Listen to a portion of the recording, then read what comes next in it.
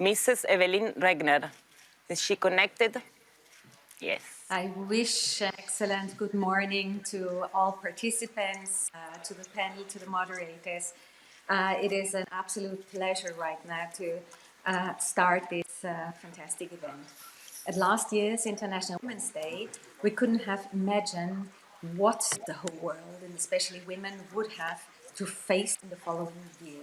COVID-19 has turned our world upside down in every possible way. Imagine, where have you been with your beloved? Having you really expected to sit for the next months next to your daughter or to your son, as I did, doing home teaching and working at the same time. So a lot has changed. For some, home office and homeschooling allowed social distancing. For others, long exhausting hours at the front line of this pandemic or unemployment became the reality. One key takeaway of the pandemic is that this crisis is a female crisis. The healthcare workers, the supermarket employees, the cleaning staff, teachers, doctors, women do 75% of all system-relevant jobs. And all of this next to managing households, teaching their own children and taking care of elderly family members.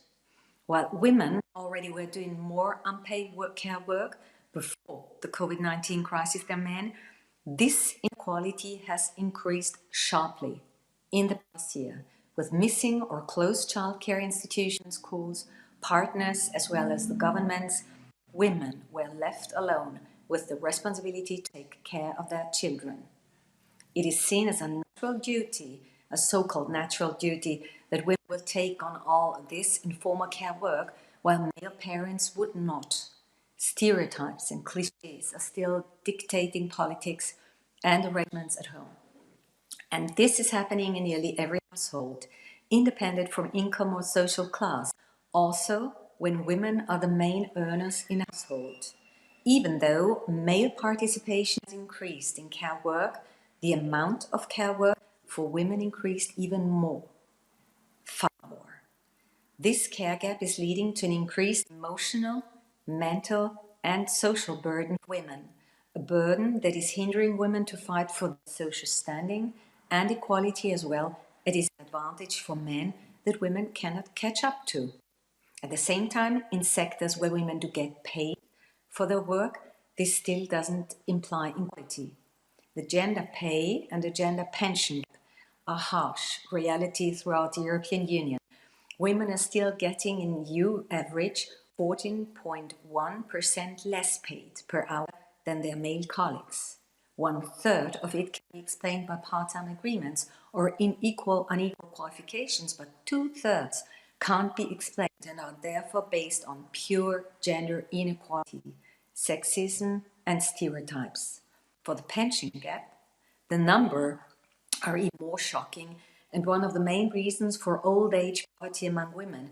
We cannot wait for another 100 years until those will close by itself, because they won't. We need to act now and build bridges to close the gaps.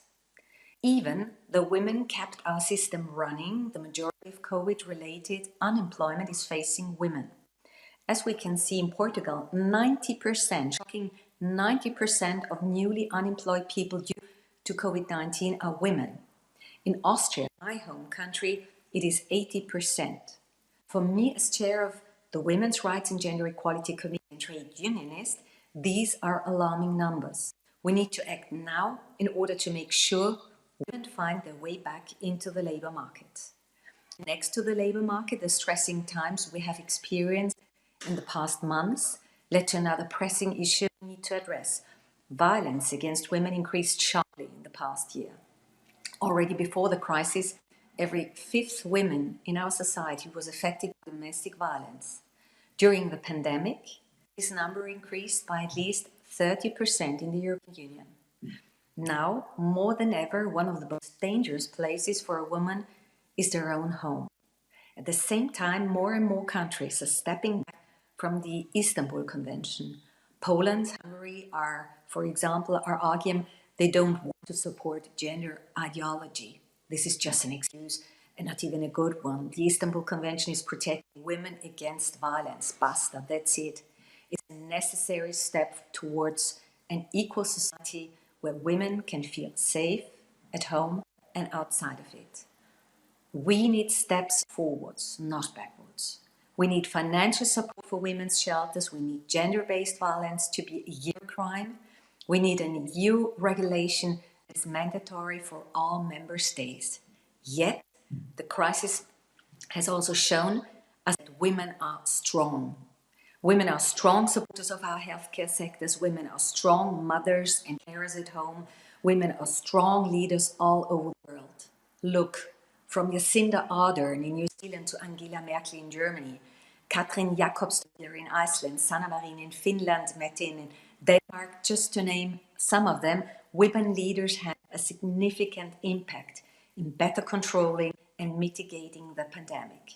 And women are also very strong leaders in their teams in hospitals, schools, laboratories, and supermarkets. Yet, COVID-19 has made one thing clear. The existing gender inequalities are sitting deep and are deepening the longer we wait for targeted action. What has not been tackled in the last years is now showing its most negative effects, and therefore it is essential that in all our recovery efforts, women's needs are heard, understood, taken on board. This means gender mainstreaming in all political areas. This means using at least half of the budget explicitly for women, and this means having women in decision making. This crisis and what we've seen and learned from it gives us a chance to finally take big steps forward to a more equal and fair society. But we have to make these steps and we have to include women on the way. Therefore, we must be very loud, strong in demanding political leaders to have a gender-sensitive approach in all measures taken to tackle the crisis.